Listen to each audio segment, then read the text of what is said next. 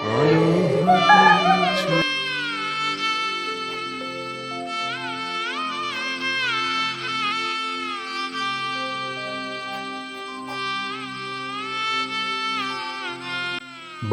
সংখ্যালঘু সনাতনী হিন্দু পরিবারের উপরে যে আক্রমণ হয় দিনের পর দিন, তার পরবর্তীতে কি পরিস্থিতিতে দিন যাপন করেন তারা আমরা কি জানি?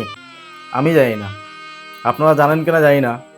তাদের সর্বশান্ত করে দেওয়া হয়, লুটপাট করে সোনা দানা টাকা পয়সা সর্বস্ব লুটপাট করে সর্বশান্ত করে দেওয়া হয়। পরবর্তীতে কিভাবে দিন যাপন করছেন তারা। আজ এমনই একটা ভিডিও সামনে এলো যেটা দেখে মনে হলো আপনাদের সঙ্গে শেয়ার করা প্রয়োজন।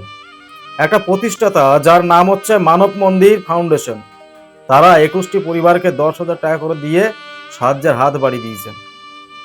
তার মানে একবার ভাবুন তারা কতটা অসহায় অবস্থায় রয়েছে, কিভাবে দিন যাপন করছে তারা। জয় হোক মানবতার, জয় হোক মানব মন্দির ফাউন্ডেশনের। আপনারা এইভাবে এগিয়ে যান, সকল মানুষ আপনাদের সঙ্গে রয়েছে। আর বিশেষ করে বাংলাদেশ থেকে যারা আমার ভিডিও দেখছেন তাদের প্রত্যেকে বলবো ভিডিওটা শেয়ার করুন। কেন বলছি শেয়ার করতে জানেন? আপনাদের অনুপ্রেরণাই হচ্ছে এনাদের মেন পুঁজি। আপনারা যদি সঙ্গে থাকেন এনাদের কাজ করতে সুবিধা হবে, নির্যাতিত এইসব মানুষের পাশে দাঁড়াতে অনেক সুবিধা হবে। তাই বিশেষ করে ভিডিওটা অবশ্যই শেয়ার করবেন। দেখুন। নমস্কার, প্রীতি ও শুভেচ্ছা নেবেন। আমি আপনাদেরই বিশ্বজিৎ চক্রবর্তী, প্রতিষ্ঠাতা মানব মন্দির ফাউন্ডেশন। আমরা যশোরে 21টা নির্যাতিত পরিবারকে 10,000 টাকা করে দিতে সক্ষম হয়েছি।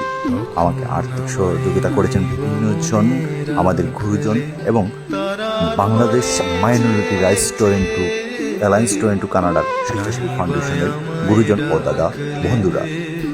সবাই আমাদের জন্য আশীর্বাদ করবেন যেন নিয়মিত মানুষের পাশে দাঁড়াতে পারি, আমরা সেই সকল মানুষ নিয়ে কাজ করতে পারি। দেশের যে কোনো দুর্যোগে যে কোনো প্রান্তে আমরা মানব মন্দির ফাউন্ডেশন পাশে থাকতে অঙ্গীকারবদ্ধ।